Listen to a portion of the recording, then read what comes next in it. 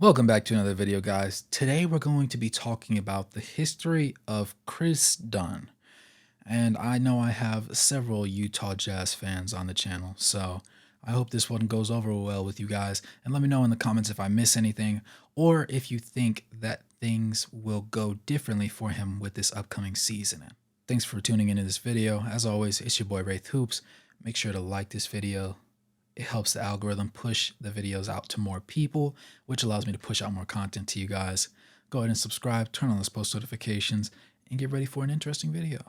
Now, this video was suggested by Melvin Powell Jr., and it was really interesting because I never really gave Chris Dunn the time of day. Not to say that I thought he was a bad player, but I always saw him as a solid piece to have for depth on your roster, but never really as somebody that you could heavily rely on. But after going over what he's been dealing with over the past couple seasons and just finally coming to this Utah Jazz team last year on a 10-day contract, balling out, scoring in double figures every single night efficiently, and then being able to sign through the rest of the season and then them bringing back him with this roster this year, it really put things into a different perspective for me. That being said, going into his second season on the Jazz, last year he averaged 13 points, 4.5 rebounds, 5.6 assists, and 1 steal on a nightly basis. Now, he did end up shooting 53.7% from the field, 47.2% from beyond the arc, and those threes were on 1.6 attempts a game. So while it's not a significant part of his game, it does prove that he can hit them at a high enough clip that will be relevant come this season. Now, he did manage to do this across 25 and a half, almost 26 minutes a night across 22 games, 3 of which came as starts at the very end of the season when they were already out of the playoff competition. He was drafted by the Timberwolves when he first came out of college, and it was his healthier year to date, while he ended up playing only 17 minutes across 78 games, and 7 of those games he did end up starting in. He's going into his 8th season now, and he's finally fully healthy with a full offseason of recovery, and he has a real opportunity to win the starting point guard spot. Now, previous to making this video, for me, it was a Colin Sexton thing. I've been a big Colin Sexton fan, and I knew that he was a dynamic player and a very efficient player when he was in the game. And once he came back from injury, it was just like Colin Sexton, no brainer.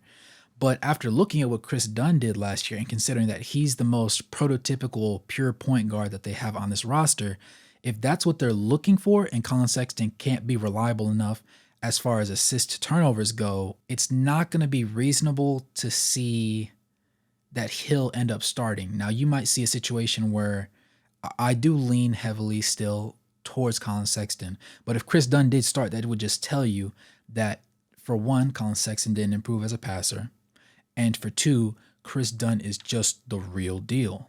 And I believe that he, for the most part, is. Now, to run through the games that he's played across his career, obviously I said his rookie year was his healthiest season at 78 games, but after that it went 52, 46, 51, 4, 14, and then 22 this past year. So he's had his fair share of bouncing around the league, but this is where he finds himself, and he's looking to carve out a home for himself, and I think that he's really there because alongside Jordan Clarkson, who's likely going to start at the 2 guard spot, it's looking pretty comfortable for him. Now, they did end up drafting a rookie who will get some significant minutes. I don't know how they're going to work it out, particularly between all the guards, because they are pretty stacked in the guard department and in the front court, considering they have Lauri Markkanen. Walker Kessler decided to be an all-rookie, and he looks like he's going to be an all-star this year, in my opinion. He's perfectly cloaked what Rudy Gobert did well and improved on the offensive side of the ball. But you also end up having John Collins, who came from the Atlanta Hawks, and I believe that his shooting will get better with the years going by, and particularly this season, I think he'll come out canning threes right out the gate. Add that to the fact that they added on a rookie with the 9th overall pick, I believe, and you just have a recipe for success for them. So it's going to be a whole lot of things right and a little bit of learning experience to give them a little bit of a learning curve and some grief there. But overall, they're going to be able to be a very good basketball team. And Chris Dunn, like it or not, is going to be a big part of that. I did end up rattling off the numbers that he did have average-wise, but that 53.7% from the field and 47.2% that he shot from 3 were the highest across his career. Now, of course, they were only across 22 games.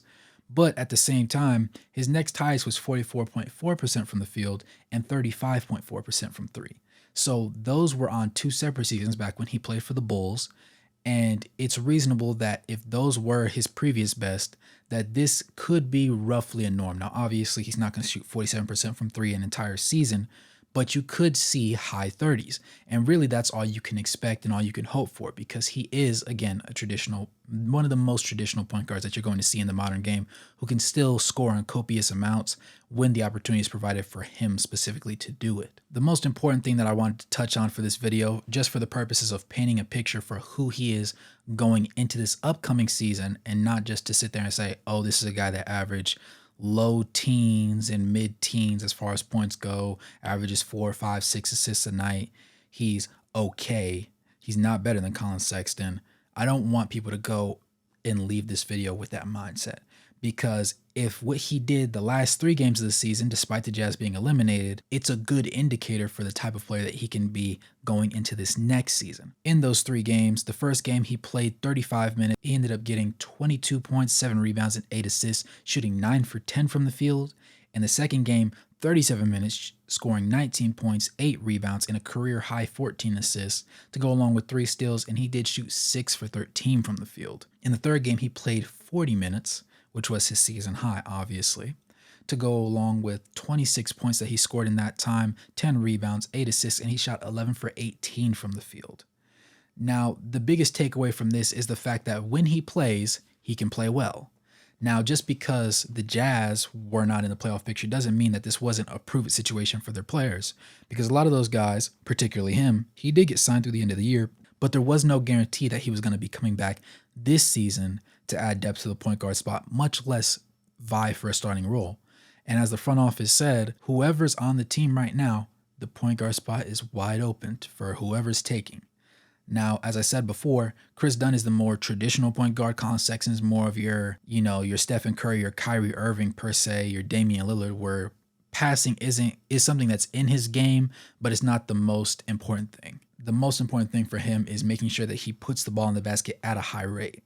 And that's why ultimately when he was put in a position where it was the scorer in him or the passer in Darius Garland, the Cavs ended up picking Darius Garland to keep and shipped him away for Donovan Mitchell. And so far as paying dividends for them, I do believe they are a contender this upcoming season, but it would kind of suck if that did end up happening for Colin Sexton again.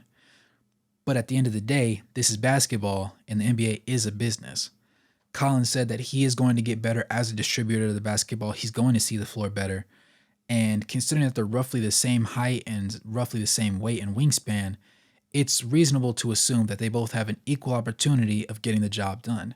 And considering the show that Kris Dunn put on before the season ended, as long as he comes into team camp looking good and playing well, he has just an equal opportunity as Colin Sexton does. But you guys let me know what you think in the comments of Colin Sexton's odds to lock up the point guard spot, or if you think Kris Dunn does have the true and genuine opportunity to go ahead and snag that away from him, and just what you think the odds are of that happening. Make sure to like this video, comment your thoughts, subscribe and turn on those post notifications, and as always, good morning, good evening, good night, no matter where you are on the globe watching. Thanks for tuning in. I'll catch you guys in the next one. Peace.